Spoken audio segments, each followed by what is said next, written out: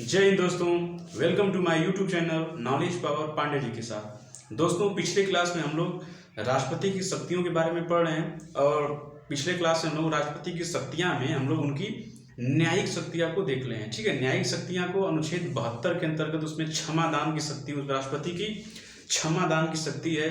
वो 5 प्रकार की शक्तियां थी जो हम लोग पिछले क्लास में पढ़ रहे हैं। उनकी राजनीतिक शक्ति क्या होती है, उनकी सैन्य शक्ति क्या होती है, मतलब अनुच्छेद 72 में जो भी शक्तियां दी गई है वो सब हम लोगों ने पिछले क्लास में पढ़ लिया है। आज हम लोग उसी को आगे बढ़ाते हुए आज हम लोग राष्ट्रपति की वित्तीय मतलब आपातकालीन शक्तियों को देखेंगे। ठीक है, कौन सी शक्ति? आपातकालीन शक्ति। तो आइए देखते हैं कि राष्ट्रपति की आपातकालीन शक्ति क्या होती है। देखिए, आपातकालीन बेसिकली हमारे देश में देखिए 3 प्रकार के आपात होते हैं। एक राष्ट्रीय आपात जिसको नेशनल इमरजेंसी कहते हैं, एक राजकीय आपात जिसको हम लोग राष्ट्रपति शासन भी कहते हैं, और तीसरा क्या है? वित्तीय आपात, यानी हमारे देश में पैसे की कमी वगैरह हो जाए तो उस टाइम ये लगाया जाता है। ठीक है, उस टाइम ये लगाया जाता है। तो 3 आपात हम लोग का होता है, एक नेशनल इमरजेंसी, एक राष्ट्रपति शासन और तीसरा वित्तीय आपात। तो हम लोग 1 बाय 1 करके हम लोग तीनों को देखेंगे। ठीक है, तो पहला देखिए क्या है हम लोगों का राष्ट्रीय आपात। देखिए, राष्ट्रीय आपात को अनुच्छेद 352 में रखा गया है। राष्ट्रपति मतलब राजकीय आपात दूसरे वाले को अनुच्छेद 356 में रखा गया है और वित्तीय आपात को 360 में रखा गया है। ठीक है, राष्ट्रीय आपात को 352 में रखा गया है, राजकीय आपात को 356 में रखा गया है और वित्तीय आपात को 360 में रखा गया है। तो आइए हम लोग पहला स्टार्ट करते हैं राष्ट्रीय आपात। देखिए, राष्ट्रीय आपात क्या होता है? राष्ट्रीय आपात देखिए कब आता है। देखिए, राष्ट्रीय आपात मतलब इसको इंग्लिश में कहते हैं नेशनल इमरजेंसी। इमरजेंसी लगाना इसको होता है। तो वो ये जो इमरजेंसी है ये देखिए उस टाइम लाया जाता है जब कोई बाह्य आक्रमण यानी हमारे देश से किसी दूसरे देश की लड़ाई हो जाए, उस टाइम इसको लाया जाता है। और अपने ही देश में यदि कोई विद्रोह वगैरह हो जाए, सशस्त्र विद्रोह, लोग मार काट पे उतर आए, उस टाइम भी लगाया जा सकता है। यानी 2 कंडीशन में लगाया जा सकता है। ठीक, कौन कौन सा कंडीशन? पहला कंडीशन ये है कि यदि कोई विदेशी आक्रमण हो जाए हमारे देश पे लड़ाई के टाइम, उस टाइम, और एक अपने देश में यदि विद्रोह हो जाए, सशस्त्र विद्रोह यानी कि शस्त्र वगैरह के साथ, कोई बारूद गोला के साथ अपने ही देश में यदि कोई ऐसा करने लगे तो उस टाइम भी नेशनल इमरजेंसी लगाया जा सकता है। तो आइए हम लोग देखते हैं इसको कहाँ से लाया गया है। इसको बेसिकली जर्मनी के संविधान से लाया गया था। किसको? राष्ट्रीय आपात नेशनल इमरजेंसी को। तो आइए हम लोग देखते हैं ध्यान से। देखिए, पहला क्या है? राष्ट्रीय आपात। इसको अनुच्छेद 352 में रखा गया है। इसमें क्या बोला गया है कि जब किसी विदेशी आक्रमण हो जाए या सशस्त्र विद्रोह हो जाए तो मंत्रिमंडल की सिफारिश पर राष्ट्रपति आपात की घोषणा करते हैं। देखिए, ठीक है, इसमें यही बोला गया है कि यदि कोई विदेशी आक्रमण हो जाए या कोई सशस्त्र विद्रोह हो जाए तो राष्ट्रपति डायरेक्ट नहीं, राष्ट्रपति जो भी कार्य करते हैं मंत्रिमंडल के सलाह पे, सुझाव पे करते हैं। तो मंत्रिमंडल की लिखित सिफारिश पे, ठीक है, मंत्रिमंडल की लिखित सिफारिश पे राष्ट्रपति जो है नेशनल इमरजेंसी की घोषणा करते हैं। ठीक है, इसको किस देश से लाया गया है? तो जर्मनी के संविधान से इसको लाया गया था। किसको? राष्ट्रपति राष्ट्रीय आपात को, नेशनल इमरजेंसी को। ठीक है, इसको अनुच्छेद 352 में रखा गया है। सो नया पहला ये है।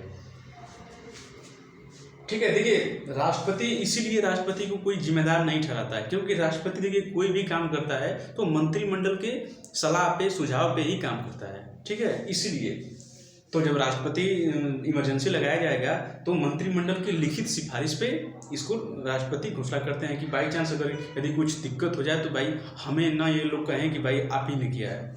आइए आगे देखते क्या होता है। देखिए, राष्ट्रपति की घोषणा के 30 दिन के अंदर जब राष्ट्रपति घोषणा, देखिए राष्ट्रपति के कहने से ही तो, राष्ट्रपति के कहने से या फिर मंत्रिमंडल के कहने से नहीं ना होगा।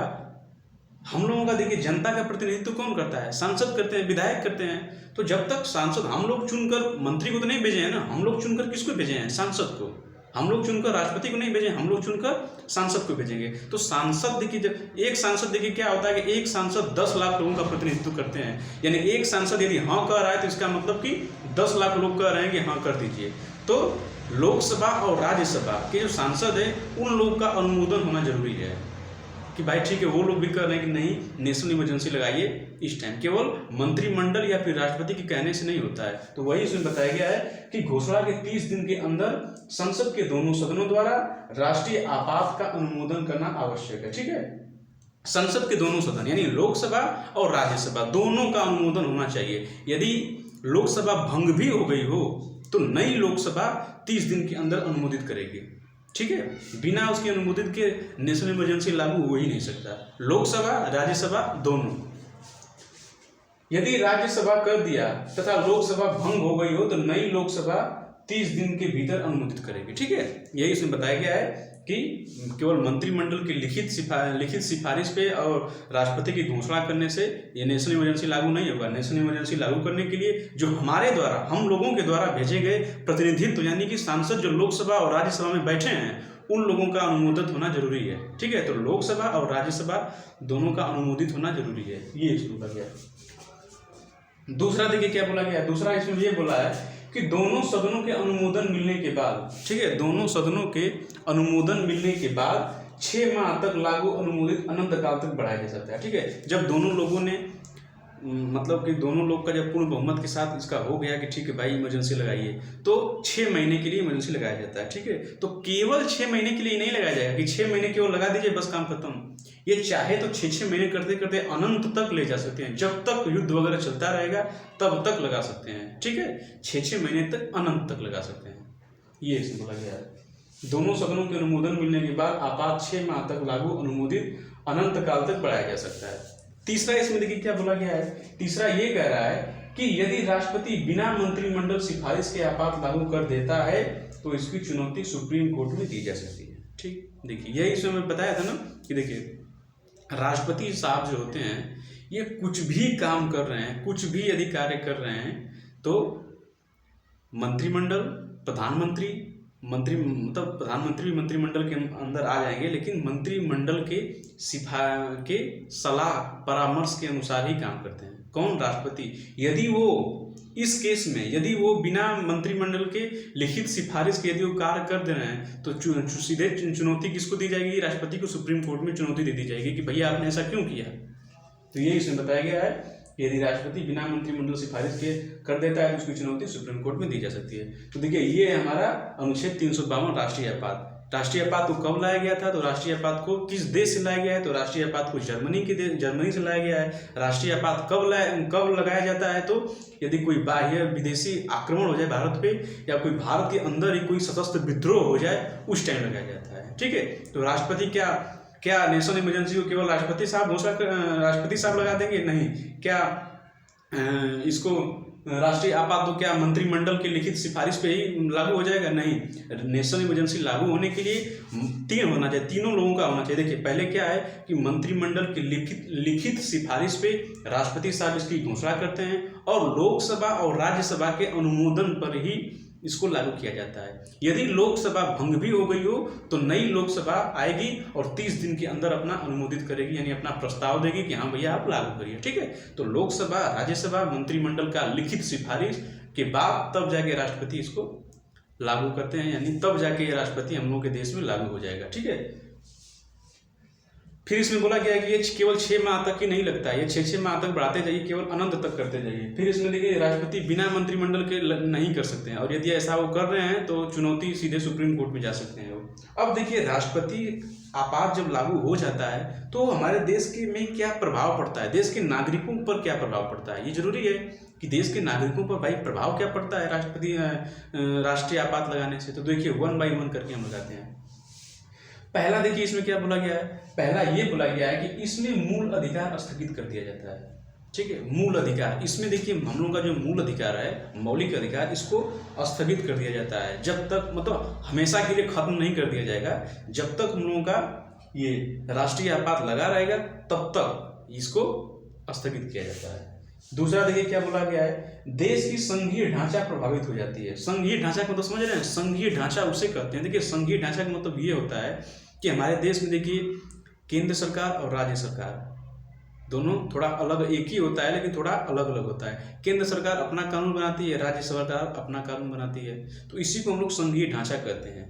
केवल केंद्र सरकार को ही पावर, सब पावर नहीं दे दिया गया है, कुछ राज्य सरकार को भी दिया गया है। तो यही संघीय ढांचा का मतलब ये हुआ कि केंद्र सरकार और राज्य सरकार दोनों अपने अपने हिसाब से चलते हैं। ठीक है, तो ये इसमें जब मूल अधिकार, जब ये राष्ट्रीय आपात जब लागू हो जाता है तो ये जो संघीय ढांचा है ये बिगड़ जाता है। फिर उस टाइम ये कुछ नहीं होगा, उस टाइम सब हाथ चल जाएगा राष्ट्रपति के पास, केंद्र सरकार, सब शक्ति केंद्र सरकार के अधीन चली जाएगी।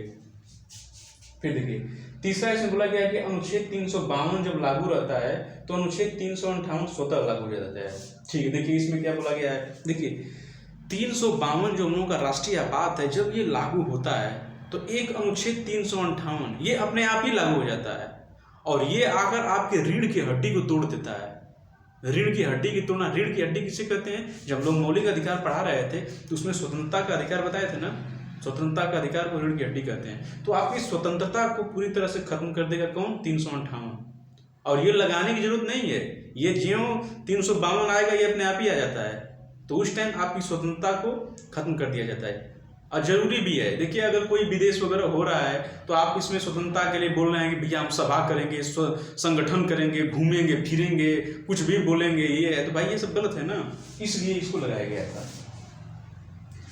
अनुच्छेद 352 जब लागू रहता है तो अनुच्छेद 358 स्वतः लागू हो जाता है और दी गई विभिन्न प्रकार की स्वतंत्रता को स्थगित कर देता है। ठीक है, समझ में यही इसमें बोला गया है कि 352 जब लागू होता है तो 358 स्वतः ही उत्पन्न हो जाता है और आपके विभिन्न प्रकार की जो स्वतंत्रता दी गई है उसको स्थगित कर देता है।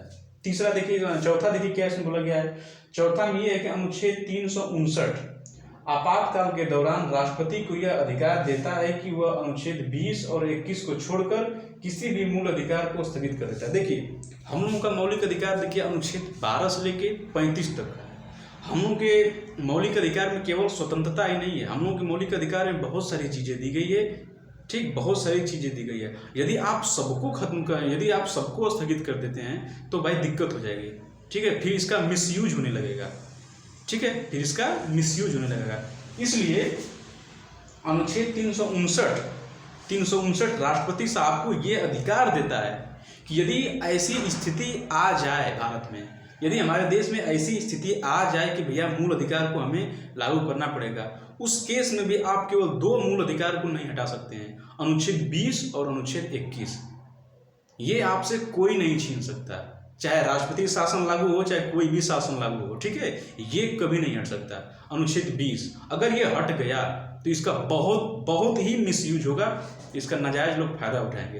देखिए अनुच्छेद 20 में क्या है कि जो भी अपराध के लिए, उस अपराध के लिए उस हिसाब से सजा देना। देखिए ऐसा क्या है कि बाई चांस कोई इमरजेंसी के टाइम किसी को एक झपड़ मार दिया तो क्या उसको आप फांसी दे देंगे? नहीं ना। तो इस टाइम आप जब लागू रहेगा अनुच्छेद, जिस हिसाब से वो क्राइम किया रहेगा उसी हिसाब से उसको सजा देने का प्रावधान है अनुच्छेद 20 में। तो वही इसमें कह रहा है कि अनुच्छेद 20 और अनुच्छेद 21 में तो जानते ही हैं, अनुच्छेद में क्या है, लाइफ एंड पर्सनल लिबर्टी, यानी आपकी कोई जान नहीं ले सकता है। आप कितना भी कर दीजिए आपका कोई जान नहीं ले सकता है। और यदि आपसे कोई क्राइम हो भी जा रहा है उस टाइम तो आपको उसी हिसाब से सजा दी जाएगी जिस हिसाब से आपने अपराध किया हुआ है। ठीक है, तो अनुच्छेद 359 क्या कहता है? अनुच्छेद 359 में यही बताया गया है कि नेशनल इमरजेंसी लागू होने पर यदि राष्ट्रपति को यह अधिकार है कि 359 यदि लागू कर रहे हैं तो आपके 20 और 21 को छोड़कर पूरे मौलिक अधिकार को स्थगित कर दिया जाएगा। ठीक है, ये इसमें बताया गया है। पांचवा क्या है, राज्य सरकार शक्ति विहीन हो जाती है। भाई ये तो स्वाभाविक बात है कि राज्य सरकार के पास कुछ है ही क्या, सब तो केंद्र सरकार के अधीन चली जाएगी, राज्य सरकार के अधीन कुछ नहीं रहेगा, उसकी शक्ति विहीन हो जाती है। फिर देखिए छठा बोला गया, संसद राज्य सूची के विषय में कानून बना सकता है किंतु यह प्रभावी केवल 1 साल तक रहता है। देखिए हम लोगों में क्या है ना, 3 प्रकार का कानून होता है, एक संघ सूची का, एक राज्य सूची का, एक समवर्ती सूची का। तो संघ सूची पे कानून अपना केंद्र सरकार बनाती है, राज्य सूची पे कानून राज्य सरकार बनाती है और समवर्ती सूची पे कानून राज्य सरकार और केंद्र सरकार दोनों लोग को सहमति के साथ उसका कानून बनता है। लेकिन इस केस में नेशनल इमरजेंसी के टाइम जो राज्य सूची है जिसपे राज्य सरकार कानून बनाती थी उसको भी संसद ही बनाएगी। ठीक है, उसको भी संसद ही बनाएगी। समझ गए आप लोग? तो संसद उस टाइम राज्य के पास कुछ नहीं, उस टाइम संसद लोग, संसद संघ सूची पे भी, राज्य सूची पे भी, समवर्ती सूची पे सब कुछ काम कौन करेगा? संसद करेगा। ठीक है, तो ये इसमें राष्ट्रपति का आप ये सब प्रभाव पड़ेगा। ठीक है, तो पहला प्रभाव क्या है, आपके मूल अधिकार को स्थगित कर दिया जाएगा। फिर आपकी जो हम लोगों का देश का संघीय ढांचा है वो भी परिवर्तित हो जाएगा। फिर इसमें बोला गया कि अनुच्छेद 352 जब होगा तो 358 स्वतः ही लागू हो जाएगा और आपकी रीढ़ की हड्डी को तोड़ देगा, वो तो आपकी स्वतंत्रता को स्थगित कर देगा। फिर इसमें बोला गया है कि यदि 359 यदि लागू हो रहा है तो आपके अनुच्छेद 20 और 21 को छोड़कर ही राष्ट्रपति चाहें तो पूरे मौलिक अधिकार को लगा सकते हैं, लेकिन 20 और 21 को छोड़कर। राज्य सरकार की शक्ति विहीन हो जाती है। और क्या बोला गया है, संसद जो है राज्य सूची के विषय पर भी कानून बनाएगी, इसमें राज्य सरकार कुछ नहीं कर पाएगी। और ये देखिए, लेकिन इसमें केवल 1 साल तक के लिए ही वैलिडिटी है। जब राज्य सूची कानून संसद बनाएगी तो केवल 1 साल के लिए ही उसका मान्य रहेगा, उसके बाद वो फिर राज्य सरकार बनाती है। तो ये हम लोगों का राष्ट्रीय आपात 352, ठीक है, समझ में आया होगा आप लोगों को। अब आते हैं हम लोग दूसरा क्या है हम लोग का, राजकीय आपात। राजकीय आपात मतलब इसको राष्ट्रपति शासन भी कहते हैं, ठीक है, इसको 356 में रखा गया है, ठीक है। राष्ट्रपति शासन को क्या है, राजकीय आपात राष्ट्रपति शासन, इसको 356 में रखा गया है। तो आइए इसको देखते हैं कि ये भाई कब लागू होता है। तो इसमें देखिए क्या होता है ना कि राज्य का ये तब लागू होता है जब राज्य का संवैधानिक ढांचा स्थगित हो जाता है। समझ, देखिए 1 बाय 1 देखते हैं। देखिए राजकीय आपात राष्ट्रपति शासन, इसको अनुच्छेद 356 में रखा गया है। ये भी कहाँ से लाया गया है, ये भी जर्मनी से ही लाया गया है, यानी कि राष्ट्रीय आपात भी जर्मनी से लाया गया है और राजकीय आपात भी जर्मनी से ही लाया गया है। इसको 352 में रखा गया है, इसको 356 में रखा गया है। इसमें बोला गया है कि यह तब लाया जाता है जब राज्य का संवैधानिक ढांचा विफल हो जाए। ठीक है, संवैधानिक ढांचा क्या होता है, अनुच्छेद 355 में कहा गया है कि प्रत्येक राज्य संविधान के अनुसार अनुरूप कार्य। देखिए संवैधानिक ढांचा, ठीक है, संवैधानिक ढांचा क्या होता है, देखिए संवैधानिक ढांचा का मतलब ये होता है कि संवैधानिक ढांचा का मतलब इसमें अनुच्छेद 355 में ये कहा गया है कि प्रत्येक राज्य संविधान के अनुरूप कार्य करेगा। जो राज्य सरकार हैं ये केंद्र सरकार के थोड़ा बहुत कहना मानेंगे, लेकिन संविधान के अनुरूप कार्य करेगी। ठीक है, ये कौन बोल रहा है, 355 बोल रहा है कि संविधान के अनुरूप कार्य करेगी। दूसरा देखिए क्या बोला गया है, अर्थात बहुमत की सरकार द्वारा शासन होगा। ठीक है, देखिए अनुच्छेद 355 क्या कह रहा है कि प्रत्येक राज्य संविधान के अनुरूप कार्य करेगी। संविधान के अनुरूप कार्य करने का मतलब ये है कि बहुमत की सरकार होनी चाहिए। यदि बहुमत से थोड़ा एक विधायक भी यदि कम, एक सीट भी कम हो गई तो आपकी सरकार गिर जाएगी उस टाइम। ठीक है, उस टाइम राष्ट्रपति शासन लगाया जाता है। तो पहला कंडीशन क्या हुआ कि बहुमत की सरकार द्वारा शासन होगा, यानी आपकी सरकार को बहुमत प्राप्त होना चाहिए। ये कौन कर रहा है, 355 कर रहा है।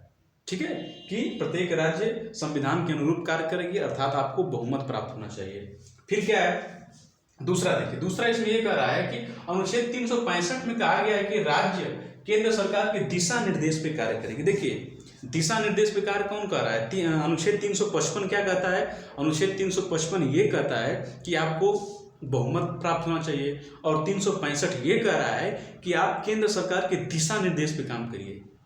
ठीक है, दिशा निर्देश का मतलब क्या है, देखिए केंद्र सरकार क्या है, केंद्र सरकार ने घोषणा कर दिया कि ठीक है भाई लॉकडाउन में आप कोरोना काल में लॉकडाउन कर दिया 10 दिनों का। अब राज्य सरकार उसको मान ही नहीं रहा है, कहा कि नहीं मैं नहीं लगाऊंगा। अरे भैया ये कौन सी बात हुई, अनुच्छेद 365 पहले आप पढ़िए। अनुच्छेद 65 में बोला गया है कि केंद्र सरकार जो है राज्य है वो केंद्र सरकार के दिशा निर्देश पे कार्य करेगी। यदि कोई भी वो कार्य दिशा निर्देश वगैरह कोई दे रहा है तो आपको मानना ही पड़ेगा। ये वो नहीं कह रहा है, ये 365 कह रहा है, हमारा संविधान कह रहा है। ठीक है, दिशा निर्देश पे कार्य करेगी। ठीक है, तो ये देखिए पहला क्या होना चाहिए, उस सरकार में बहुमत होना चाहिए, और दूसरा क्या है कि राज्य जो है केंद्र सरकार के दिशा निर्देश पे कार्य करेगी। यही दोनों यदि नहीं रहेगा तो उसी को संवैधानिक ढांचा का विफल होना कहते हैं। ठीक है, यही दोनों लोगों को यदि यही 355 और 365 का उल्लंघन यदि राज्य कोई कर रहा है तो उस टाइम राष्ट्रपति शासन लगाया जा सकता है। ठीक है, तीसरा देखिए, यदि 355 या 365 का कोई राज्य उल्लंघन करेगा तो राज्यपाल की सूचना पर मंत्रिमंडल की सिफारिश पर उस राज्य में राष्ट्रपति शासन लागू कर दिया जाएगा। ठीक है, अनुच्छेद 355 या 365 का उल्लंघन यदि कोई राज्य करता है तो राज्यपाल के कहने पर मंत्रिमंडल की सिफारिश पे उस राज्य में राष्ट्रपति जो हैं वो राष्ट्रपति शासन लगा देते हैं। ठीक है, समझ में आया, 355 और 365 समझ में आया। इन्हीं दो की वजह से राष्ट्रपति शासन लगता है। 355 ये कहता है कि आपको हमें पूर्ण बहुमत की सरकार चाहिए, और 365 ये कहता है कि जो भी केंद्र सरकार दिशा निर्देश दे रही है उसको आप मानिए। ठीक है, नहीं मानेंगे तो सीधे राष्ट्रपति शासन लग जाएगा। ठीक है, आगे देखिए क्या कहता है, देखिए अब तो ये लागू हो गया। अब देखिए, अब इसमें बोला गया कि राजकीय आपात यानी कि राष्ट्रपति शासन का अनुमोदन 60 दिन के भीतर करना होगा। ठीक है, 60 दिन के भीतर करना होगा। ये भी क्या है, लोकसभा और राज्यसभा के सांसद भी इसमें भाग लेंगे। राजकीय आपात का अनुमोदन 60 दिन के भीतर करना होगा, यानी 60 दिन के भीतर लोकसभा और राज्यसभा दोनों की अनिवार्यता हो जानी चाहिए। संसद के दोनों सदनों से अनुमोदन के बाद 6 महीने तक लागू रहेगा। ठीक है, जब लोकसभा और राज्यसभा दोनों का अनुमोदन मिल जाएगा, इसको 60 दिन के भीतर ये अनुमोदन मिल जाना चाहिए, समझ गए।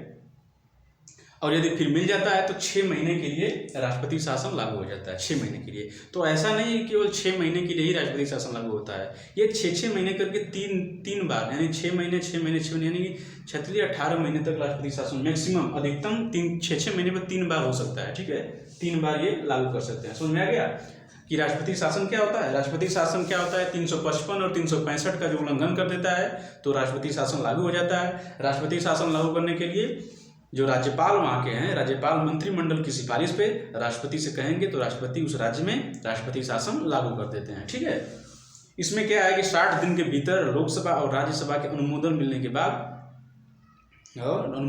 बाद राष्ट्रपति शासन लागू कर दिया जाएगा। ठीक है, और ये 3 बार, इसको देखिए, ये क्या है, राष्ट्रीय आपात क्या है, अनंत तक, और इसको केवल 3 बार कर सकते हैं। ये भी जर्मनी से लाया गया है, ये भी जर्मनी से लाया गया है। अब देखिए कि जब इसका तो राष्ट्रीय आपात का प्रभाव आप देख लिए, अब इसका प्रभाव देखिए क्या होता है। जब किसी भी राज्य में राष्ट्रपति शासन जब लागू हो जाता है तो उसका प्रभाव देखिए क्या होता है। प्रभाव पहला, राज्य की सारी शक्तियां राज्यपाल के हाथ में चली जाती है। ठीक है, राज्य की सारी शक्तियां राज्यपाल के हाथ में चली जाती हैं। ठीक है, पहला इसमें ये होता है। दूसरा क्या कहता है, मुख्यमंत्री शक्ति विहीन हो जाता है। भाई स्वाभाविक बात है, जब राज्य की सारी शक्तियां राज्यपाल के हाथ में चली जाती है तो मुख्यमंत्री बेचारा क्या करेगा, कुछ नहीं करेगा। और वैसे भी उसके पास तो भाई वो तो उल्लंघन किया है, उसकी गलती खुद ही है। तीसरा क्या है कि राज्य का बजट, जो राज्य का बजट होता है वो राज्यसभा में वो उस राज्य में प्रस्तुत होता था, लेकिन अब जब ये इमरजेंसी लागू, ये जो राष्ट्रपति शासन लागू हो जाएगा तो फिर राज्य का बजट जो है वो संसद में प्रस्तुत होने लगेगा। ठीक है, राजकीय आपात के दौरान हाई कोर्ट में कार्य प्रभावित, देखिए जब राजकीय कार्य उस टाइम जब राष्ट्रपति शासन अगर लागू रहेगा तो उस टाइम जो हाई कोर्ट का कार्य प्रभावित नहीं होते हैं। ठीक है, प्रभावित नहीं होता है। ठीक है, तो ये हम लोगों का राष्ट्रपति शासन। अब देखिए जो ये राष्ट्रीय आपात होता है, ये राष्ट्रीय आपात हम लोगों के देश में 3 बार लगाया गया था। ठीक है, 3 बार लगाया गया था राष्ट्रीय आपात। ठीक है, पहला राष्ट्रीय आपात कब लगाया गया था, तो 1962 में लगाया गया था। ठीक है, पहला राष्ट्रीय आपात 1962 में लगाया गया था। क्यों लगाया गया था, क्योंकि उस टाइम लोग भारत और चाइना से युद्ध हो रहा था, उस टाइम लगाया गया था। दूसरा क्या कर रहा है, 1971 में लगाया गया था। देखिए 1971 में भी एक घटना घटी बांग्लादेश के साथ। ठीक है, बांग्लादेश के साथ भी कुछ, बांग्लादेश क्या है, बांग्लादेश के में संकट आ गया था, वो पाकिस्तान और बांग्लादेश में युद्ध हो रहा था, भारत ने उनकी मदद किया था बांग्लादेश वालों का। तो उस टाइम भी ये नेशनल इमरजेंसी लागू किया गया था। और एक बार कब लागू हुआ था, एक बार भारत में 1975 में ही आंतरिक अशांति हो गई थी। ये तो बस एक बहाना है, आंतरिक अशांति हो गई थी। इंदिरा गांधी की सरकार थी उस टाइम, वो बहाना देकर इमरजेंसी लाने के लिए, केवल जीतने के लिए, कि उसी टाइम तो बड़े बड़े लोग जेल में चले गए थे। अब सुने होंगे कि बड़े बड़े लोग जेल में चले गए थे उसी टाइम, यही 1975 में ही, कि आंतरिक अशांति का बहाना देकर उस टाइम नेशनल इमरजेंसी लाया गया था करने के लिए। ठीक है, तो आज हम लोग इतना ही पढ़ेंगे। वित्तीय आपात कल हम लोग पढ़ेंगे। तो आज हम लोग राष्ट्रीय आपात और राजकीय आपात को देखे थे बहुत अच्छे से, 352 356 को। तो आप लोग इसका बढ़िया से लिख लीजिए, कोई दिक्कत नहीं चाहिए इसमें। फिर यही है हम लोगों का राष्ट्रीय आपात और राजकीय आपात। ठीक है, ये ठीक है। तो यदि वीडियो आपको अच्छा लगा तो वीडियो को लाइक कीजिए, चैनल को सब्सक्राइब कीजिए। जय हिंद।